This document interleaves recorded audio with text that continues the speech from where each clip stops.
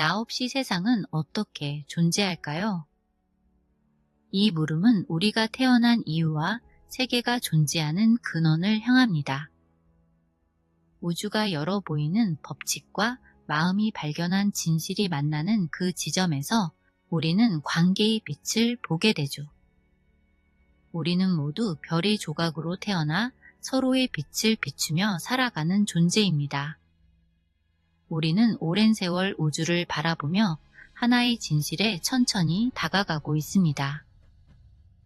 우리는 우주로부터 태어난 존재이며 그 신성한 숨결이 지금도 우리 안에서 조용히 이어지고 있음을 느끼고 있죠. 이 진리를 아직 모르는 사람들이 있다면 언젠가 그들도 이 깨달음에 닿기를 바랍니다. 그것을 아는 순간 삶의 무게가 달라지고 세상이 달라집니다. 배움은 우리를 더 깊은 이해와 행복으로 이끕니다.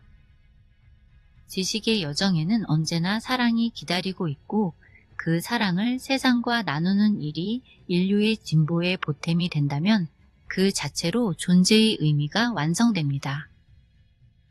이 진리를 나누는 일은 저에게 주어진 사명이자 삶의 이유입니다.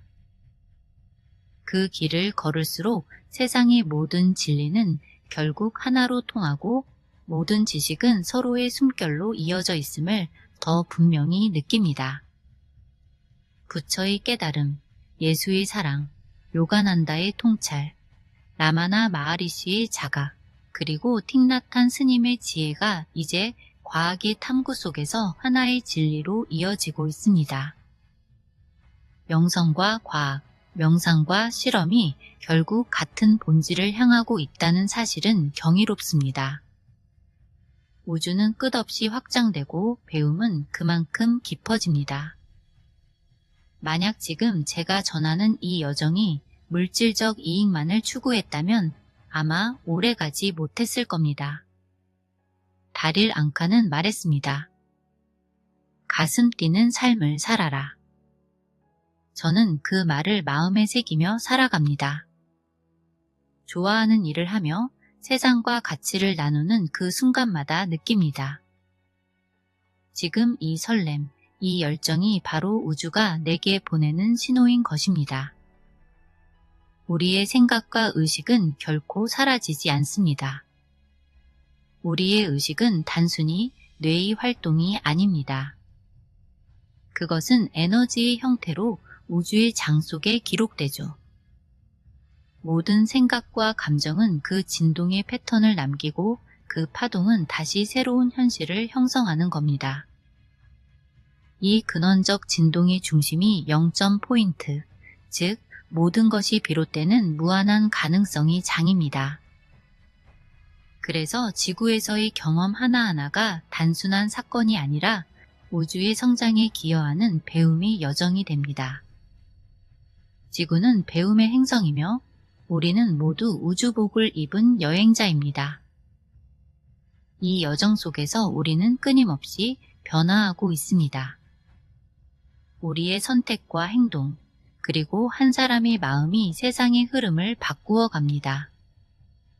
왜냐하면 우주는 우리 안에서 그리고 우리를 통해 자신을 확장하고 있기 때문입니다. 양자역학은 이렇게 전합니다. 당신이 사라지면 세상도 변한다. 왜냐하면 이 우주는 당신을 포함한 거대한 관계의 장이기 때문이다. 달라이 라마는 자주 이렇게 말씀하셨습니다. 나와 타인은 다르지 않다. 타인의 고통 속에는 나의 고통이 있다. 이 말은 단순한 연민의 표현이 아니라 존재의 상호 의존성을 밝히는 과학적 진실과도 맞닿아 있습니다. 현대 물리학은 이를 통해 모든 입자가 서로 영향을 주고받는 하나의 장 속에 있음을 보여주었습니다. 결국 자비는 철학이 아니라 우주의 법칙인 셈입니다. 이 가르침은 인간의 윤리를 넘어 존재의 구조를 말합니다. 현대 물리학은 이를 실험으로 보여주었습니다. 모든 것은 관계의 장 속에서만 드러나는 것입니다. 과학이 밝혀낸 자비의 이 진리 속에서 나의 존재가 이미 모든 것과 연결되어 있었다는 것을 깨닫게 됩니다. 넓은 바다 위를 천천히 항해하는 작은 난민선을 떠올려 보세요. 고요한 수평선 위에 흔들리는 그 배에는 삶을 건 사람들이 서로에게 기대어 서 있습니다. 베트남 전쟁의 참상을 피해 목숨을 건 탈출을 감행한 사람들이 비좁은 배에 가득 실려 있습니다. 그런데 갑자기 해적선이 나타나 그들을 공격하기 시작했습니다. 베트남의 선생이자 평화운동가인 틱나탄 스님은 실제로 이런 이야기를 전하며 우리에게 깊은 질문을 던집니다. 그 해적을 미워하는 것은 너무나 쉽습니다. 하지만 잠시 멈춰서서 그의 어린 시절을 본다면 어떨까요? 그가 저지른 폭력 뒤에는 누군가에게 버림받고 상처 입은 어린아이가 숨어 있었을지도 모릅니다. 그가 세상에 분노를 던진 이유는 세상이 먼저 그에게 상처를 주었기 때문일지도 모릅니다. 그의 이야기를 들여다보면 미움보다 슬픔이 먼저 찾아옵니다. 그가 저지른 행동 뒤에는 수많은 상처와 외로움이 숨겨져 있었을지도 모릅니다. 한 번이라도 따뜻한 손길을 받았다면 그는 전혀 다른 사람이 되었을지도 모릅니다. 살아남기 위해 범죄의 길로 내몰릴 수밖에 없었던 그의 현실을 떠올리면 그 선택 뒤에는 상처가 있었음이 느껴집니다. 법은 그를 심판하겠지만 우리는 그를 이해함으로써 또 다른 진실을 보게 됩니다. 틱나탄 스님은 해적 또한 조건들의 산물이며 그를 치유하는 것이 곧 더 많은 난민을 구하는 것이다라고 말씀하셨습니다. 이 이야기는 단순한 도덕적 교훈이 아닙니다. 오히려 우리 존재의 가장 근본적인 진실을 드러내고 있습니다. 바로 모든 것이 서로 연결되어 있다는 사실이죠. 그런데 놀랍게도 이 고대의 지혜는 지금 이 순간 21세기 첨단 과학 실험실에서 발견되는 진실과 놀랍도록 닮아 있습니다. 중간 학파의 창시자인 나가르주나는 2000년 전 인도의 어느 사원에서 이미 이렇게 말했습니다. 어떤 것도 그 자체로 발생하지 않으며 다른 것으로부터 발생하지도 않고 둘 다로부터 발생하지도 않으며 원인 없이 발생하지도 않는다. 모든 것은 조건에 의존한다는 것입니다. 이 말은 당시 사람들에게 너무나 혁명적이었습니다. 왜냐하면 우리는 본능적으로 사물이 독립적으로 존재한다고 믿기 때문이죠. 하지만 나가르주나는 그 믿음이 환상임을 꿰뚫어 보았습니다. 그리고 놀랍게도 이것이 바로 현대 물리학이 양자 수준에서 발견한 것이기도 합니다. 입자들은 진공 속에 홀로 존재하지 않으며 언제나 장과의 상호작용 속에서 다른 입자들과의 관계 속에서만 의미를 갖습니다.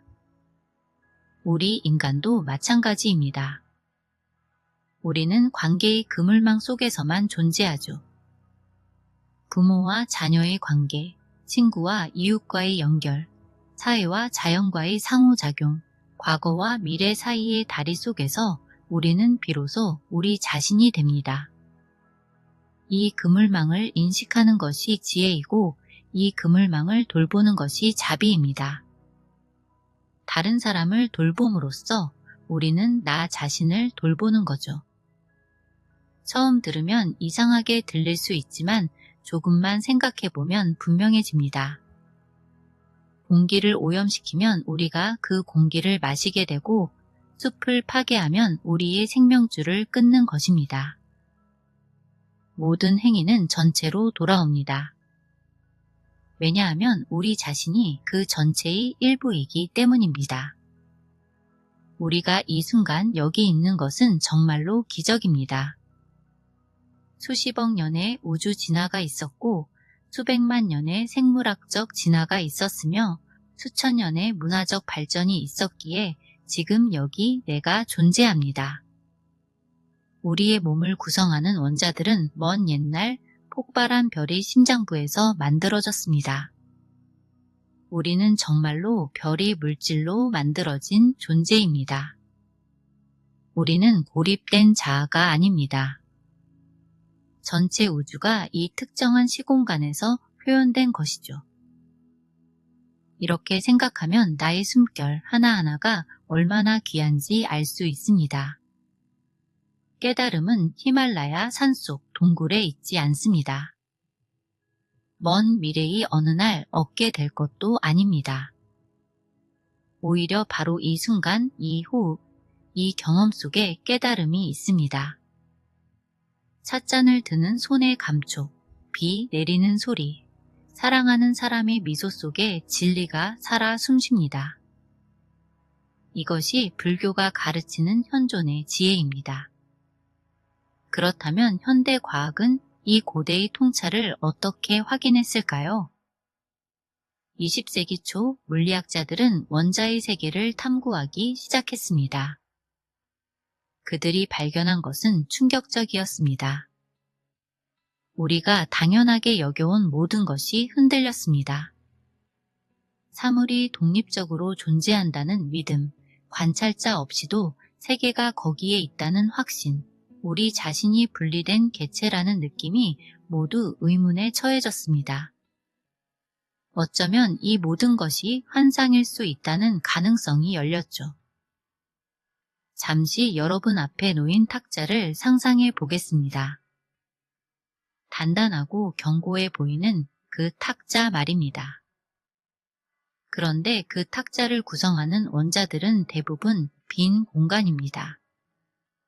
더 놀라운 것은 그 안의 전자들이 관찰되기 전까지는 확정된 위치를 갖지 않는다는 사실입니다. 이것이 무슨 뜻일까요? 어느 봄날 아침 정원에 핀 장미를 생각해 보겠습니다. 그 장미의 빨간색은 어디에 있을까요? 양자 물리학은 놀라운 대답을 줍니다. 그 색깔은 장미 자체에 내재된 속성이 아닙니다. 빨간색은 특정 파장의 광자가 장미 꽃잎의 분자와 상호작용할 때 일어납니다. 그것이 다시 우리의 눈에 있는 광수용체 세포와 만나고 뇌의 시각피질에서 처리될 때 비로소 빨간색이 경험됩니다. 관찰자 없이 상호작용 없이 그 빨간색은 존재하지 않습니다. 색깔은 관계 속에서 태어나는 것이죠. 관찰되기 전까지 입자들은 확정된 속성 자체를 가지고 있지 않습니다. 그 존재는 잠재된 가능성으로만 머무르죠. 이로써 세계가 인간의 의식과는 별개로 객관적으로 존재한다는 믿음이 흔들렸습니다. 양자역학은 실험을 통해 이를 증명하며 현실이 생각보다 훨씬 더 관계적이라는 사실을 드러냈습니다. 이것은 우리가 알고 있던 세상의 개념을 완전히 뒤흔든 놀라운 발견입니다. 우리가 입자의 위치를 측정하면 그때 비로소 그것은 위치를 가진 존재가 됩니다.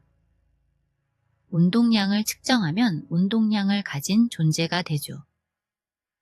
측정하지 않으면 입자는 모든 가능성이 구름 속에 존재합니다. 원자나 기본 입자 자체는 실제하지 않으며 그것들은 사물이나 사실의 세계보다는 가능성이나 잠재성의 세계를 형성합니다.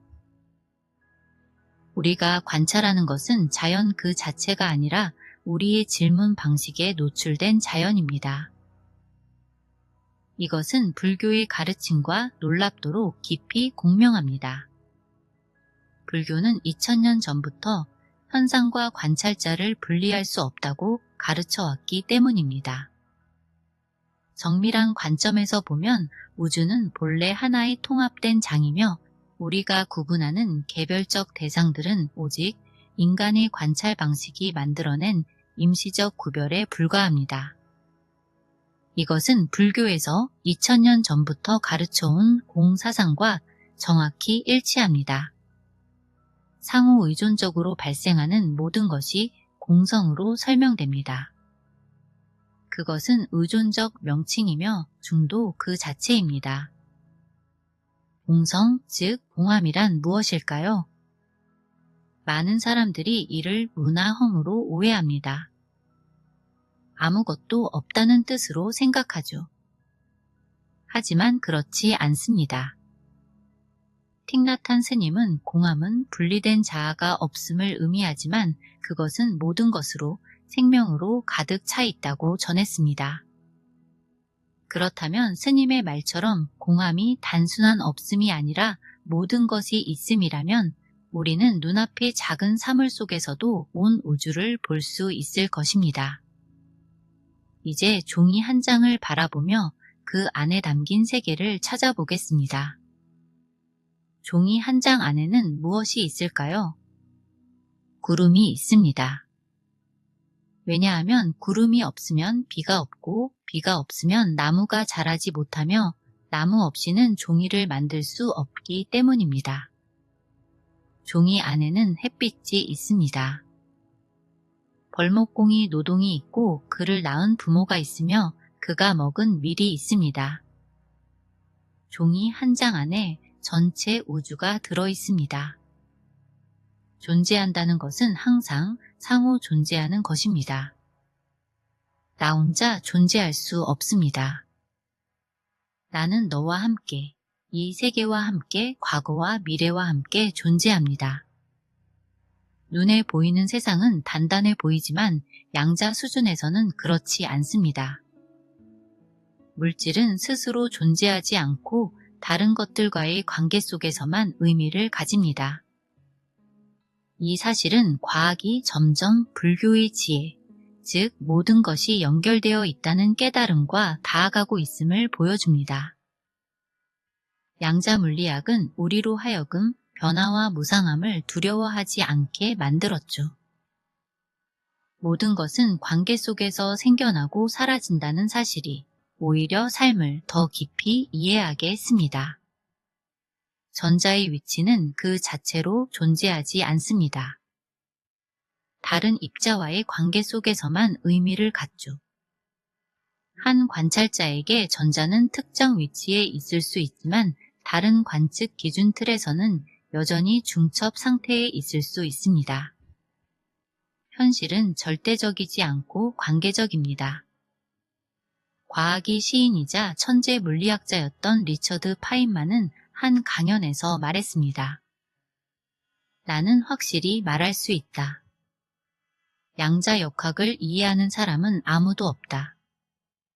그는 청중에게 복잡한 수식 속에서 진리를 억지로 해석하려 하지 말고 자연이 보여주는 그 신비한 현상을 있는 그대로 받아들이라고 권했습니다.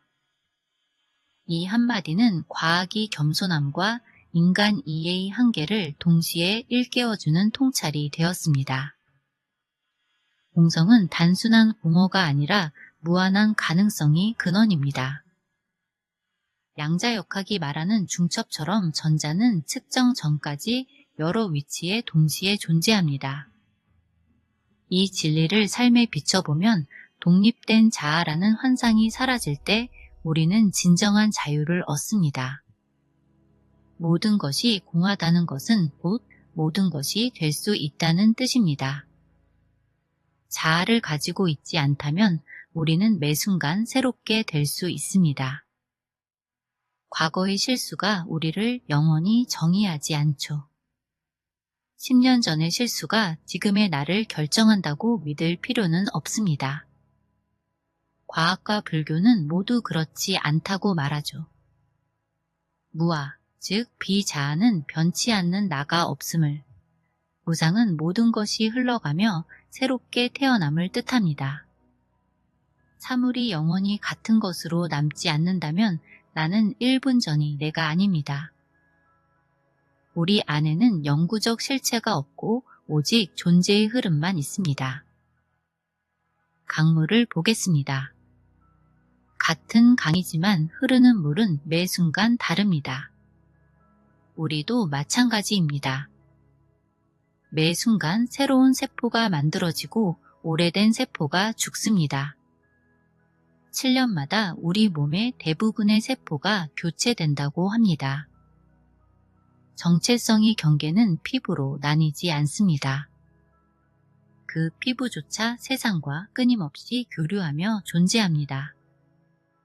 공기의 입자와 햇살의 에너지, 구름의 수분이 우리를 스치고 지나가며 생명을 이어줍니다.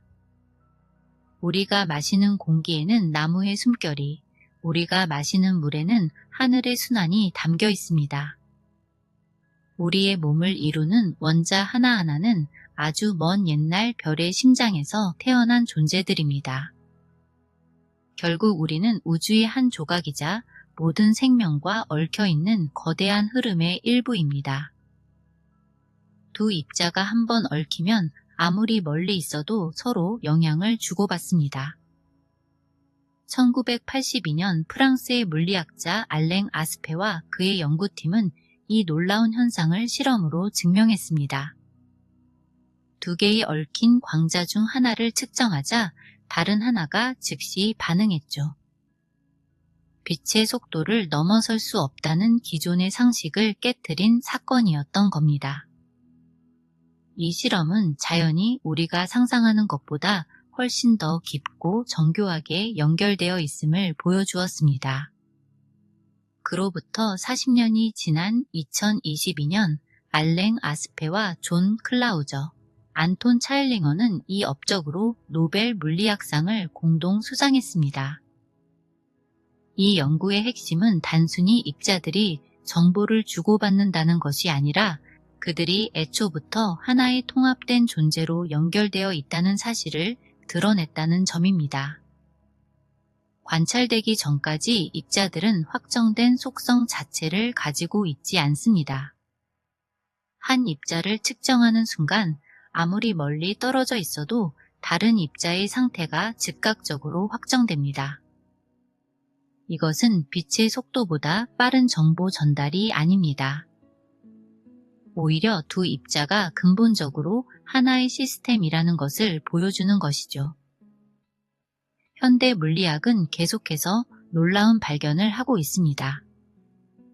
양자 얽힘은 이제 양자 컴퓨터와 양자 암호화에 실제로 사용되고 있습니다. 2017년 중국은 위성을 통해 1200km 떨어진 두 지점 사이에서 양자 얽힘을 구현했습니다. 이것은 공상과학 소설이 아니라 현실입니다. 21세기 들어 양자 기술은 급속히 발전하고 있습니다. 양자 컴퓨터, 양자 센서, 양자 통신 등이 현실화되고 있죠. 2019년 구글은 기존 슈퍼컴퓨터가 수천 년 걸릴 계산을 단 몇 분 만에 해내며 양자 기술이 새로운 단계에 도달했다고 발표했습니다. 이것은 양자역학이 단순한 이론이 아니라 실용적 기술의 기반임을 보여줍니다. 그러나 기술적 응용을 넘어 양자 물리학과 불교 철학의 만남은 우리에게 더 깊은 질문을 던집니다. 우리는 누구인가? 세계는 무엇인가? 우리는 어떻게 살아야 하는가? 라는 근본적인 물음이죠. 그 물음은 실험실을 넘어 인간의 의식과 존재의 의미로 향합니다. 입자의 관계를 탐구하는 일이 결국 삶의 관계를 이해하는 일과 닮아 있기 때문이죠. 그래서 불교의 가르침은 과학의 발견과 함께 다시 빛을 발합니다. 불교는 지혜와 자비를 깨달음의 두 날개라고 부릅니다. 공성을 이해하는 지혜만으로는 충분하지 않습니다. 그 이해가 자비로 꽃피어야 하는 겁니다. 왜 그럴까요? 만약 우리가 진정으로 분리되어 있지 않다면 타인의 고통은 나의 고통이기도 합니다. 처음 이야기했던 틱나탄 스님의 해적 이야기를 다시 떠올려 봅니다. 그는 어린 시절 상처로 마음이 메마른 채 살아왔고 옳고 그름을 판단하기 어려운 영혼이었습니다. 그를 치유한다는 것은 단지 한 인간을 구제하는 일이 아니라 세상의 고통을 덜어내는 것이었습니다. 이것이 상호 의존의 실천적 의미입니다. 공성을 이해하면 자연스럽게 자비가 생겨납니다. 왜냐하면 분리의 환상이 사라지면 타인의 고통을 외면할 수 없기 때문입니다. 우리는 모두 같은 존재의 직물로 짜여 있습니다. 타인이 아플 때 나도 아프고 타인이 행복할 때 나도 행복합니다. 깊은 수준으로 들어가면 우리는 모두 이어져 있음을 알게 됩니다. 이것이 바로 상호 존재의 진리입니다. 근본적 수준에서 모든 생명은 상호 연결되어 있으며 고립되어 존재하는 것은 없습니다. 개인이나 사건의 진정한 본질은 다른 모든 것과의 연결 속에서만 올바르게 이해될 수 있습니다. 우리는 자연과 끊어진 존재가 아니라 그 연속 속에 있습니다. 모든 것은 의식에서 비롯되며 물질 또한 그 표현일 뿐입니다. 관찰자와 세계는 분리될 수 없고 과학도 이 근원적 관계를 넘어설 수 없습니다. 결국 우리가 실제라 부르는 모든 것은 관계 속에서만 존재하며 이것이 바로 공성이 전하는 진리입니다. 탁자는 실제합니다. 하지만 영구 불변한 탁자의 본질은 없습니다. 탁자는 나무와 목수와 목과 수많은 조건들이 모여 임시로 형성된 것이죠. 언젠가 그 탁자는 부서져 흙으로 돌아갈 것이고 그 흙은 다시 나무를 키울 것입니다. 어디에도 고정된 실체는 존재하지 않습니다. 양자 물리학에서 관찰자는 더욱 능동적인 역할을 합니다. 양자 물리학에 따르면 관찰자는 단순한 구경꾼인 고전적 관찰자와 비교하여 주변의 물리적 사건들과 새로운 관계를 갖습니다. 결국 관찰 행위는 단순한 확인이 아니라 세계와의 상호작용입니다. 우리가 관찰하는 순간 그 행위 자체가 우주적 관계망 속의 한 부분이 되죠. 이처럼 모든 것은 분리될 수 없고 서로의 존재를 통해 드러납니다. 형태는 공이다 라는 가르침은 단순히 모든 것이 사라진다는 뜻이 아닙니다. 그것은 형태가 맥락과 분리될 수 없다는 것을 의미합니다. 형상의 형태는 또한 배경의 형태이며 경계의 형태는 내부뿐만 아니라 외부에 의해서도 결정됩니다. 이것은 양자역학의 핵심 통찰입니다. 입자는 진공 속에 독립적으로 존재하지 않으며 환경, 측정 장치, 다른 입자들과의 관계 속에서만 의미를 갖습니다. 결국 입자의 존재는 관계의 순간마다 달라집니다. 관찰이 일어날 때마다 세계는 새로운 선택을 하며 자신을 드러내죠. 이 미묘한 변화의 패턴이 바로 확률적 질서의 근원입니다. 이런 양자 실험들은 자연이 정말로 근본적으로 확률적임을 보여주었습니다. 이것은 무작위성이나 혼돈을 의미하지 않습니다. 오히려 고정되고 결정된 실체가 없으며 모든 것이 조건에 따라 발생함을 의미하죠. 결국 양자 세계는 고정된 형태로 머무르지 않습니다. 조건이 달라질 때마다 입자는 파동처럼 퍼지기도 하고 입자처럼 응집되기도 하죠. 이중적 특성은 혼란이 아니라 관계 속에서 존재가 드러나는 방식입니다. 입자가 동시에 파동의 성질을 지닌다는 것은 이론적으로 모순처럼 들립니다. 하지만 양자 세계에서는 이 모순이 현실이며 그것이 바로 자연의 본 모습입니다. 양자 역학은 상식의 관점에서 보면 자연을 터무니없는 것으로 묘사하지만 그것은 실험과 완전히 일치합니다. 우리는 자연에 우리의 개념을 강요할 수 없으며 겸손하게 자연이 드러내는 것을 받아들여야 합니다. 20세기의 과학은 19세기의 기계적 세계관을 무너뜨렸습니다. 우주는 더 이상 톱니바퀴처럼 움직이는 거대한 기계가 아닙니다. 그것은 살아있는 유기체처럼 서로 얽히고 관찰자와 분리될 수 없는 하나의 전체입니다. 현대의 연구소는 1987년부터 과학자들의 대화를 조직해 왔습니다. 물리학자들이 참여하여 양자역학, 우주론, 의식에 대해 깊이 있는 대화를 나누었습니다. 이러한 대화는 양쪽 모두를 풍요롭게 했습니다. 과학자들은 의식과 현실에 대한 새로운 관점을 얻었고, 불교 수행자들은 현대 과학의 발견을 배웠습니다. 양자역학의 창시자들이 동양 철학에서 위안을 찾았다는 것은 우연이 아닙니다.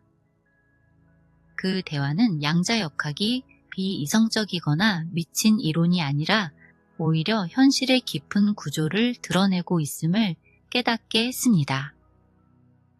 동양 사상에 비슷한 생각이 이미 존재했다는 것이죠. 이들은 과학과 영성이 대립할 필요가 없음을 보여주었습니다.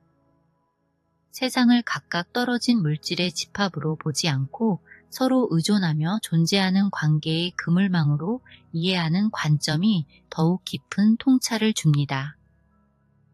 모든 것은 홀로 설 수 없으며 서로를 통해 드러나기 때문입니다. 공성은 우리가 그것을 집어서 눈앞에 내밀려고 할 때만 우리를 피하고 좌절시키며 증기처럼 사라집니다. 진리는 개념적으로 파악될 수 없으며 직접 경험되어야 합니다. 물리학은 자연이 무엇인지가 아니라 자연에 대해 우리가 무엇을 말할 수 있는지에 관한 것입니다. 이 겸손함은 불교의 가르침과도 일치합니다. 불교는 궁극적 진리를 말로 표현할 수 없다고 가르칩니다. 손가락이 달을 가리킬 수 있지만 손가락은 달이 아니죠. 마찬가지로 이론과 개념은 현실을 가리킬 수 있지만 현실 자체는 아닙니다. 관찰자를 도입한다는 것이 주관적 요소를 자연 묘사에 가져온다는 의미로 오해되어서는 안 됩니다. 주관주의가 아닙니다. 오히려 우리의 행위가 항상 전체에 영향을 미침을 인정하는 것입니다. 이러한 인정이야말로 책임 있는 삶의 시작입니다. 한 사건과 다른 모든 사건 사이에는 상호 배제가 없습니다. 이것이 대승불교의 최고 교리이며 모든 것의 상호 침투 또는 상호 의존의 교리라고 부를 수 있습니다. 이것은 양자 얽힘이 거시적 수준에서 은유적으로 표현된 것이라 할 수 있습니다. 자연은 고전 물리학이 그려온 직선적인 세계가 아닙니다. 그 안에는 불확정성과 얽힘이 공존하죠. 그래서 자연을 재현하려면 양자역학이 언어로 접근해야 합니다. 자연의 본성을 이해하려면 우리는 익숙한 고전적 개념들을 내려놓아야 합니다. 이것은 어렵지만 자유롭게 하는 과정입니다. 불교에서 집착을 내려놓는 것이 해방으로 이끄는 것처럼 물리학에서 고전적 직관을 내려놓는 것이 더 깊은 이해로 이끕니다. 집착을 내려놓는 순간 우리는 더 넓은 시야를 얻게 됩니다. 그 시야는 나와 타인, 인간과 자연의 경계를 허물며 세상을 하나의 흐름으로 바라보게 하죠. 그러나 우리가 그 연결을 잇는 순간 세상은 다시 분리와 갈등의 방향으로 흘러갑니다. 지금 우리가 맞닥뜨린 기후의 위기와 생태계의 붕괴, 사회의 불평등과 끝없는 갈등은 서로가 분리되어 있다는 착각에서 시작되었습니다. 인간이 자연과 자신을 따로 구분하는 그 순간 조화의 끈이 끊어지고 균형이 무너진 것입니다. 우리가 자연과 분리되어 있다고 생각할 때 자연을 착취합니다. 타인과 분리되어 있다고 생각할 때 그들을 해치죠. 그러나 양자 물리학과 불교가 모두 보여주듯 이 분리는 환상입니다. 과학이 영성을 만나는 이 지점에서 우리는 새로운 가능성을 봅니다. 과학은 객관성과 엄밀함을 제공하고 불교는 깊은 내적 탐구의 방법을 제공합니다. 둘 다 필요하죠. 과학만으로는 의미와 목적의 문제를 다룰 수 없고 영성만으로는 물질 세계를 이해할 수 없기 때문입니다. 그러나 함께라면 우리는 더 완전한 이해에 도달할 수 있습니다. 우리는 우리가 풀려는 신비의 일부입니다. 우리는 우주가 자신을 이해하려는 시도이기도 하죠. 우리는 우주가 자신을 알게 된 방식입니다. 이 놀라운 자기 인식의 순간에 우리는 경외심을 느낍니다. 양자 얽힘은 우리에게 보여줍니다. 우주의 반대편에 있는 두 입자도 한때 상호작용했다면 영원히 연결되어 있습니다. 인간은 동일한 행성의 환경 속에서 살아가며 같은 대기와 생태계 안에서 서로 영향을 주고받습니다. 우리가 들이마시는 공기, 발 딛고 있는 흙, 흘려보내는 에너지가 모두 순환하며 하나로 이어져 있습니다. 이 구조 속에서 인간은 물리적이면서도 본질적으로 연결된 존재입니다. 이 연결을 인식하는 것이 바로 자비의 시작입니다. 양자 물리학과 불교 철학이 우리에게 보여준 것은 우주의 근본적 상호 연결성입니다. 이 통찰은 단순히 지적 호기심을 만족시키는 것을 넘어 우리의 삶을 변화시킬 힘이 있습니다. 우리가 진정으로 연결되어 있음을 이해할 때 우리는 다르게 행동하기 시작합니다. 환경을 보호하고 타인을 존중하며 미래 세대를 배려하는 것이 도덕적 의무가 아니라 자기 돌봄이 됩니다. 과학과 영성의 이 만남은 인류에게 희망을 줍니다. 우리는 분리된 존재가 아니라 거대한 우주의 일부입니다. 각자가 고유하면서도 전체와 불가분하게 연결되어 있죠. 양자 물리학이 정밀한 수학과 불교의 깊은 명상은 같은 진리를 서로 다른 언어로 표현하고 있습니다. 존재의 직물은 하나이며 우리는 모두 그 직물의 실입니다. 공성과 자비를 통해 우리는 진정한 행복과 성취를 얻을 수 있습니다. 우리가 충분히 충격받지 않았다면 아직 이해하지 못한 것입니다.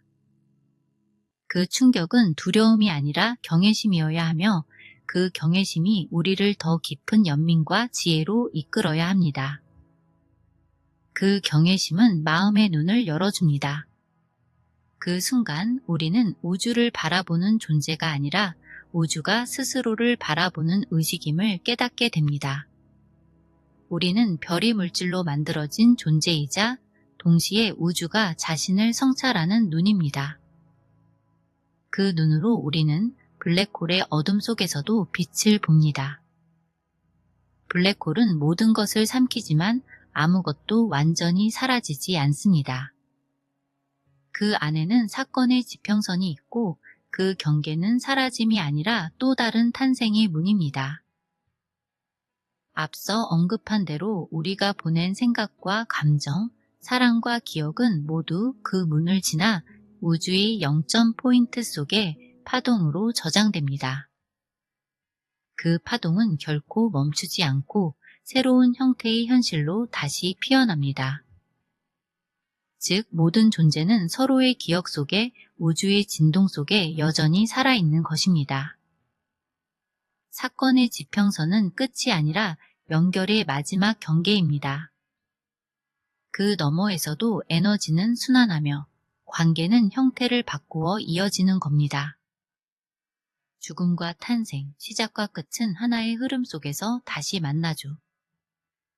사라짐은 단절이 아니라 변화이며 공허는 비어있음이 아니라 무한한 가능성이 자리임을 마침내 알게 됩니다. 우리는 단지 별이 조각으로 태어난 존재가 아니라 우주가 스스로를 깨닫기 위해 보낸 한 줄기 의식의 빛입니다. 우리는 혼자가 아닙니다. 결코 혼자였던 적이 없습니다. 우리의 모든 숨결은 수십억 년의 우주 역사와 연결되어 있으며 그 연결 속에서 우리의 사랑과 자비는 사라지지 않고 영원히 울려 퍼집니다.